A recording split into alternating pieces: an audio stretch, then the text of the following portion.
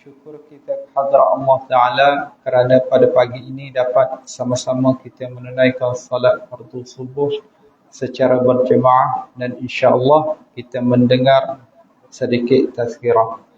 Jadi muslim yang dirahmati kerana Allah Ta'ala, sekarang kita telah pun masuk ke 10 terakhir bulan Ramadan, yang mana di antara keistimewaan 10 terakhir ini, sebagaimana yang disebutkan di dalam hadis baginda Nabi sallallahu alaihi wasallam, adalah berkenaan dengan Lailatul Qadr ataupun malam kemuliaan. Dan malam kemuliaan ini Allah Ta'ala menyebut Lailatul Qadr khairun min alfi syahr. Malam kemuliaan ini khairun adalah lebih baik, alfi syahr daripada 1000 bulan. Alfi 1000, syahr bulan.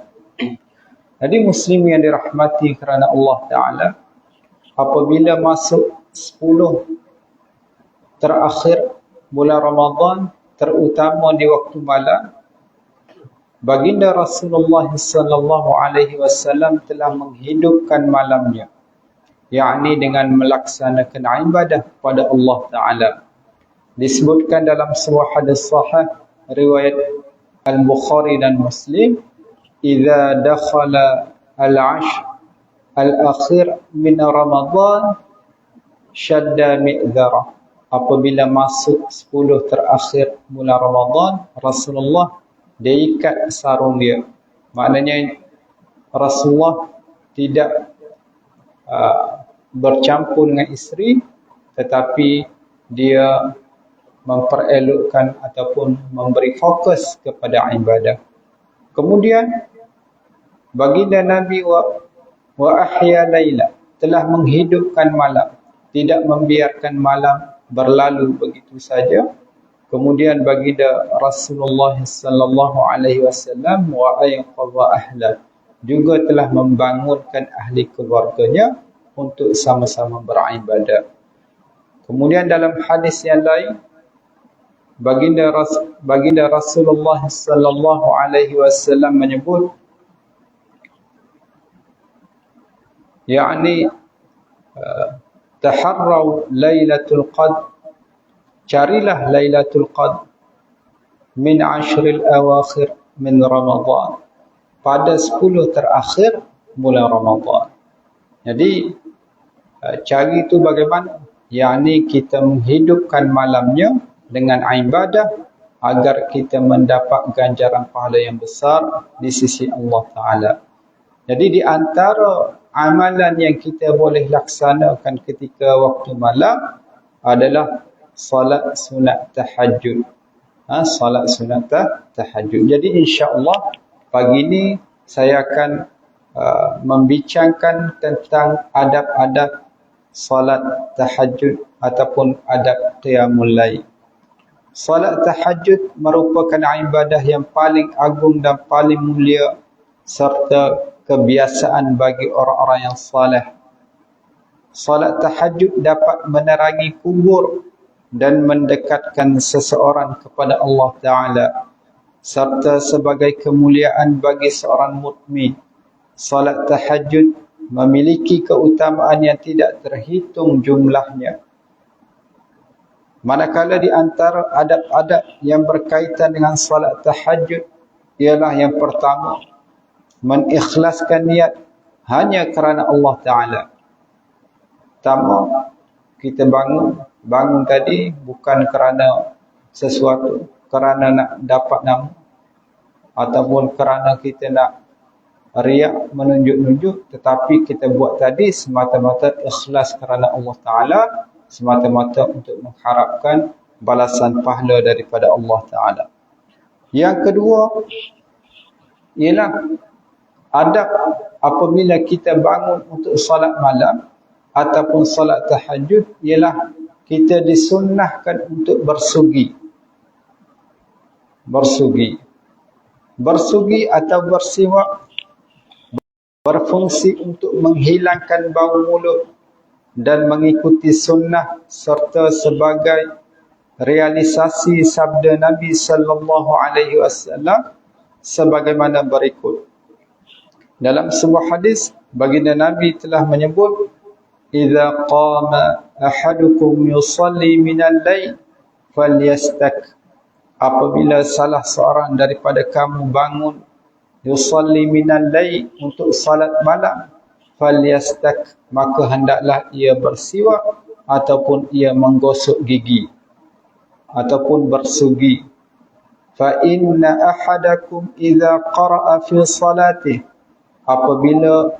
sesungguhnya apabila salah seorang daripada kamu membaca Al-Quran di dalam salatnya, wada'a malakum fahu ala fihi, maka malaikat akan meletakkan mulutnya di mulut orang tersebut.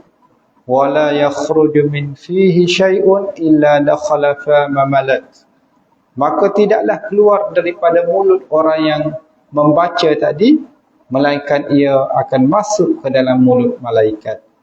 Maka sebab itulah di awal baginda Nabi sallallahu alaihi wasallam juga, falyastak, maka hendaklah kamu bersiwak. Jadi sunnah Muslim yang dirahmati kerana Allah, mungkin kita buat tarawih, kita tidur sekejap, kemudian kita nak bangun tahajud, nak menghidupkan waktu malam, sunnahnya bila bangun tadi hendaklah kita bersiwak. Dalam hadis sahih juga tercantum bahawanya apabila Nabi sallallahu alaihi wasallam bangkit untuk melaksanakan salat malam, beliau pun menggosok-gosok mulutnya dengan siwak. Hadis riwayat Al-Bukhari dan Muslim. Hadis-hadis di atas merupakan bukti betapa Rasulullah sallallahu alaihi wasallam sangat menjaga mulut agar senantiasa wangi. Beginilah yang seharusnya dilakukan oleh seorang Muslim, yakni tetap menjaga kebersihan di segala sisi, baik lahir maupun batin. Adat yang ketiga, qiyamul lail, adalah membangunkan keluarga untuk melaksanakan salat malam. Jadi sunnah kita wa aiqadha ahla, kita membangunkan ahli keluarga. Apabila seseorang bangun untuk melaksanakan salat malam, maka dianjurkan untuk membangunkan isterinya dan keluarganya untuk ikut melaksanakan salat. Jika perlu, ia boleh memercikkan sedikit air di wajahnya. Jangan menyiramkan air ke wajahnya, kerana yang demikian itu menyakitinya. Demikian pula sebaliknya, seorang isteri dianjurkan untuk melakukan hal yang sama kepada suaminya. Jadi di antara sunnah bila kita nak bangun qiyamul lail ataupun solat tahajud, ialah kita membangunkan ahli keluarga kita. Kalau isteri yang bangun, dia akan membangunkan suami dia. Kalau suami yang bangun, suami bangunkan isteri. Kalau ada anak, kita ajak anak sekali untuk bangun solat tahajud. Kerana sunnah Nabi yang disebutkan dalam sebuah hadis, rahimallah, semoga Allah merahmati rajulan, kepada seorang lelaki, qama minal lail fasalla, seorang lelaki yang bangun pada waktu malam untuk salat. Siapa yang bangun malam untuk salat, baik di bulan Ramadan ataupun di luar Ramadan, maka rahimallah. Nabi kata mudah-mudahan orang ini mendapat rahmat daripada Allah Ta'ala. Kemudian Nabi menyebut wa ayqadha imra'atahu fasallat, kemudian ia membangunkan isterinya untuk salat bersama-sama. Fa in abat nadhaha fi wajhiha al-ma, adapun apabila isteri itu enggan, susah untuk bangun, hendaklah ia memercikkan air ke wajah isterinya supaya bangun. Kemudian baginda Nabi menyambung lagi, rahimallah imra'atan qamat minal lail fasallat wa ayqadat zawjaha fasalla. Semoga Allah merahmati kepada seorang wanita yang bangun pada waktu malam untuk salat, kemudian dia juga membangunkan suaminya untuk salat. Fa in aba nadhahat fi wajhihi alma, dan apabila enggan suami untuk bangun, maka si isteri tadi memercikkan air ke wajahnya. Jadi muslim yang dirahmati kerana Allah, inilah satu sunnah yang telah ditinggalkan, namun sedikit sekali orang yang mengamalkannya. Jadi mudah-mudahan sesiapa yang mengamalkan sunnah, yakni bangun waktu malam, salat, kemudian membangunkan isteri ini, termasuk orang yang dirahmati oleh Allah Ta'ala. Lebih-lebih lagi di 10 terakhir bulan Ramadan. Yang keempat, sunnah adalah salat 2 rakaat bersama isteri. Ini sunnah. Jadi kita salat seorang pun boleh, tapi kalau salat bersama isteri pun sunnah kerana disebutkan dalam hadis. Salat bersama isteri merupakan amalan yang disukai oleh Allah Ta'ala. Tadi dia membangunkan pun sunnah, dapat pahala. Kemudian isteri dia nak salat sendiri, suami nak solat sendiri pun tak apa. Janji mereka bangun untuk solat. Tapi kalau mereka solat bersama-sama, termasuk sunnah yang lain. Solat bersama isteri merupakan amalan yang disukai oleh Allah Ta'ala. Baginda Nabi SAW juga telah menganjurkan untuk melakukan amalan ini. Beliau SAW bersabda, Man istayqadha minal layl wa ayqadha imra'atahu fa sallaya rak'atain jami'an kutiba laylati id minadh dhakirin Allah katsira wadh-dhakirat. Maksudnya, sesiapa bangun pada malam hari lalu membangunkan istrinya dan melaksanakan salat 2 rakaat secara berjamaah, fasallaya raka'ataini jami'an, dan melakukan salat 2 rakaat secara berjemaah, maka keduanya akan dicatat sebagai sebahagian dari kelompok laki-laki dan perempuan yang banyak berzikir kepada Allah Ta'ala. Hadis riwayat Abu Dawud, Al-Hakim dan Ibn Hibban. Jadi muslim yang dirahmati kerana Allah, dalam hadis disebutkan siapa bangun kemudian membangunkan istrinya, kemudian mereka salat sunat 2 rakaat saja. Salat sunat 2 rakaat. Jadi salat malam tadi, maka dia akan dicatat lailata idzin minadz zakirin Allah katsiran wadz-zakirat. Dia dicatat sebagai orang yang banyak berzikir kepada Allah Ta'ala. Jadi di antara cara untuk kita dikira orang yang ingat akan Allah, kita buat amal tadi. Allah menyebut di dalam Al-Quran, fadhkuruni adhkurkum. Siapa yang ingat akan aku, insya-Allah aku akan ingat akan dia. Maknanya kalaulah saya beritahu analoginya, kalau orang kenal kita. Jadi kalau di dunia ni, contoh saya daripada Semenanjung datang sini, tiba-tiba di Sabah ni saya kenal orang-orang yang besar. Kenal YB, kenal Ketua Menteri, kenal TYT. Jadi kalau saya ada masalah, saya boleh rujuk. Mungkin dia pun ada pegawai, dia boleh tolong saya untuk bantu. Kerana apa? Kerana saya dekat dan kenal dengan orang tadi. Tapi ini manusia. Kalau kita kenal pun, banyak dah kita boleh minta bantuan dan kemudahan. Adapun kalau Allah Ta'ala yang kenal kita, insya-Allah kita akan selamat di akhirat kelak. Jadi bila sana Allah kenal kita atas dasar apa? Kerana kita tercatat termasuk orang yang banyak mengingati Allah, dan janji Allah, fadhkuruni adhkurkum. Siapa yang ingat akan aku, nescaya aku akan ingat akan dia. Kalau orang tu sebut nama Allah, Allah akan sebut nama dia. Jadi mudah-mudahan cara kita untuk mendapatkan ganjaran pahala ataupun kelebihan orang yang mengingati Allah, antaranya dengan bangun dan salat bersama dengan isteri. Kemudian Yang kelima, sunnah dalam kita melaksanakan salat tahajud ataupun qiyamul lail ialah melaksanakan salat 2 rakaat 2 rakaat. Sunnahnya 2 rakaat 2 rakaat. Jika seseorang ingin melaksanakan salat malam, hendaklah ia mengerjakannya dengan 2 rakaat 2 rakaat dan diwitirkan, diganjilkan pada akhirnya.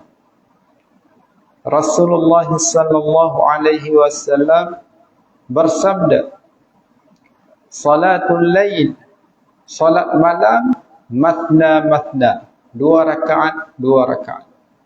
Fa idza khashiya ahadukum as-subha shalla raka'atan wahidah tutiru lahu ma qad shalla. Apabila salah seorang daripada kamu khawatir masuknya waktu subuh, maka salatlah 1 rakaat untuk mengganjilkan jumlah rakaat yang ia telah lakukan. Jadi tutupnya dengan salat witir. Cuma insya-Allah saya akan cerita lagi tentang salat witir sedikit. Jadi sunnahnya ialah bila salat malam 2 rakaat 2 rakaat. Salat malam, salatnya adalah salat sunat 2 rakaat 2 rakaat. Yang keenam, lama berdiri. Lama berdiri dilakukan bagi yang mampu dan sanggup mengerjakannya. Jadi ini kalau solat malam, solat sendiri, kita disunatkan untuk panjang. Tapi adapun kita solat berjamaah, maka kita kena lihat keadaan jamaah. Kalau ramai yang sudah tua ataupun ramai kanak-kanak, mungkin kalau lama mereka bising dan sebagainya, maka kita buat sekadar yang sepatutnya mengikut uruf. Tapi kalau seorang, yang mana lebih utama? Baca pendek atau baca panjang? Maka jawapannya ialah baca panjang. Kerana sunnah yang ditunjukkan oleh baginda Nabi sallallahu alaihi wasallam adalah Nabi bila salat malam, dia baca ataupun berdiri dengan waktu yang lama. Dalam sebuah hadis sahih riwayat Muslim, baginda Nabi sallallahu alaihi wasallam menyebut, afdalus salat tulul qunut. Sebaik-baik salat adalah lama berdirinya. Al-Imam An-Nawawi rahimahullah berkata, qunut artinya berdiri. Jadi sebuah hadis riwayat Muslim, Nabi kata sebaik-baik salat adalah salat yang panjang berdirinya. Maknanya bacaannya yang lama. Mungkin kalau kita tidak hafal banyak, kita baca surah pendek, baca banyak surah. Kita baca surah yang kita hafal saja.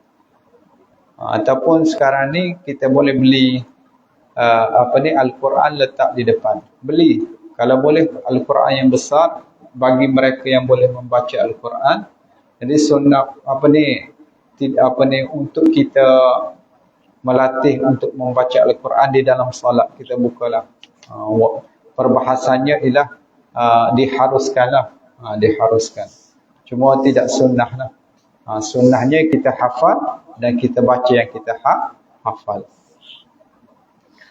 Jadi kita baca doa kunut. Apa doa kunut ni? Doa berdiri. Kunut adalah berdiri.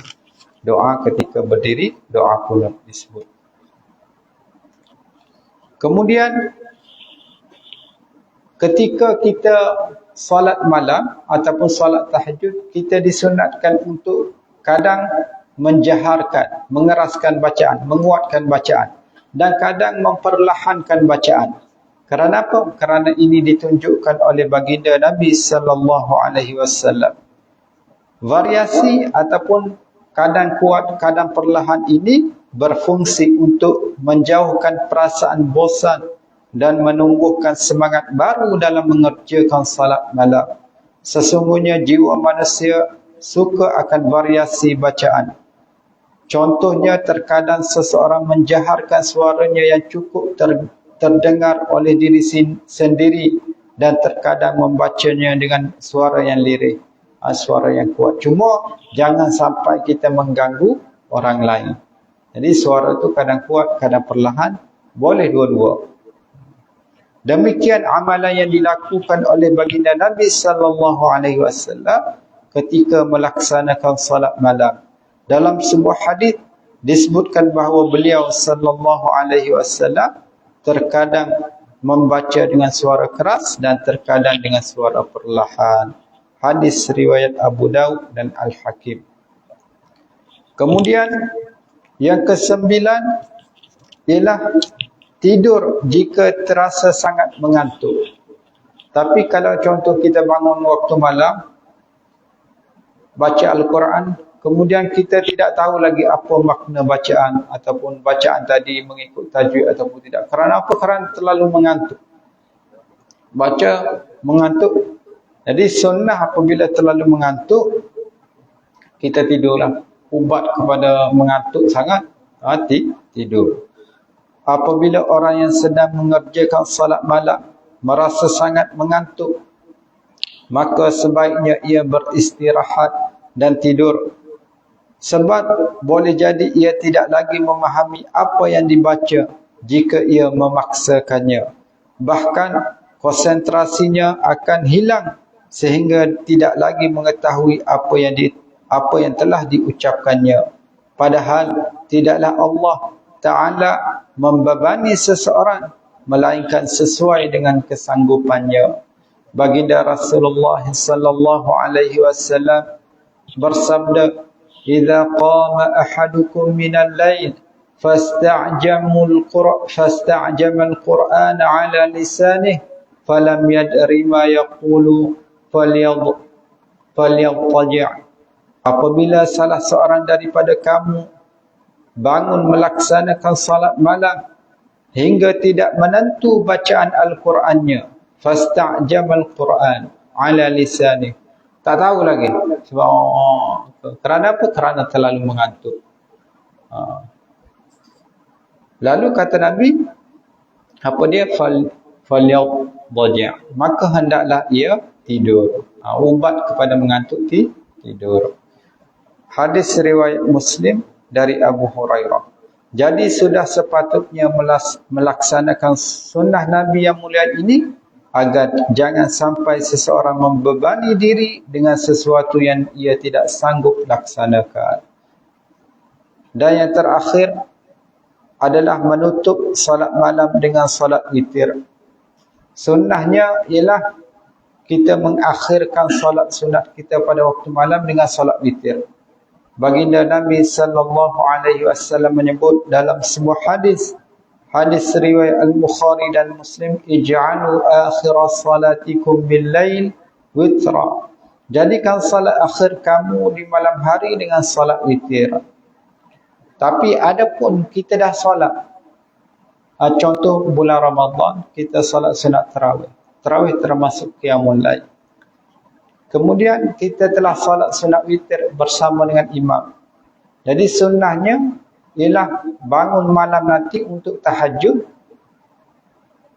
Untuk salat tahajud, maka jangan lagi kita buat witir. Kerana apa? Kerana di sana ada dalam hadis, la witrani fi lailah. Tidak ada witir, tidak ada dua witir dalam satu malam. Kalau ada dua, dia jadi genap. Sebab kalau 3 campur 3, 6. Ataupun 3 campur 1 jadi 4. Jadi kalau siapa yang telah buat witir, maka cukup sudah. Dia boleh buat awal waktu, tengah waktu, akhir waktu. Tapi yang terbaik akhir waktu. Tapi kalau kita tidak mampu untuk bangun malam, kita buat di awal waktu. Tak apa, tidak ada masalah. Cuma bila kita telah buat pada malam itu, tidak lagi kita buat bila kita bangun. Boleh melaksanakan salat witir pada awal, tengah atau akhir malam. Seorang Muslim tidak harus melaksanakan salat witir pada akhir malam hari kecuali ia yakin akan bangun dengan izin Allah Ta'ala atau mampu terjaga walaupun tidak sampai akhir malam.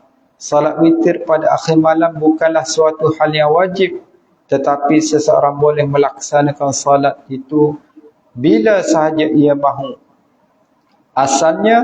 Asalkan dilakukan pada malam hari setelah salat Isya. Terkadang baginda Nabi sallallahu alaihi wasallam melaksanakan salat witir pada awal, pertengahan atau akhir malam. Hadis riwayat Ahmad dari Ibnu Mas'ud. Jadi muslimin yang dirahmati kerana Allah Taala, sunnahnya solat witir ini di antara solat utama pada solat malam ataupun solat tahajud. Kemudian apabila kita telah melaksanakan witir, maka tidak pada awal malam, maka kita bila bangun hanya solat 2 rakaat, masna, 2 rakaat saja. Jadi insya-Allah mudah-mudahan kita semua dapat menjaga sunnah baginda Nabi sallallahu alaihi wasallam dalam solat malam ini. Jadi saya ulang, yang pertama mengikhlaskan niat kerana Allah, yang kedua bersiwak, yang ketiga membangunkan keluarga, yang keempat solat 2 rakaat bersama dengan isteri, yang kelima melaksanakan solat 2 rakaat, yang keenam sunnah lama berdiri, bacaan panjang adalah lebih afdal. Yang ketujuh, kita boleh baca kuat, kita juga boleh baca perlahan ketika solat. Yang ke-8, kalau terlalu mengantuk sehingga kita tidak memahami lagi apa yang kita baca, maka boleh kita tidur. Sunnah Nabi beritahu, kalau tak faham lagi apa yang kita baca, maka kita tidur. Dan yang terakhir adalah sunnah bangun solat malam, kita tutup dengan solat witir. Adapun telah solat witir, maka tidak perlu lagi kita solat, cuma bangun solat 2 rakaat.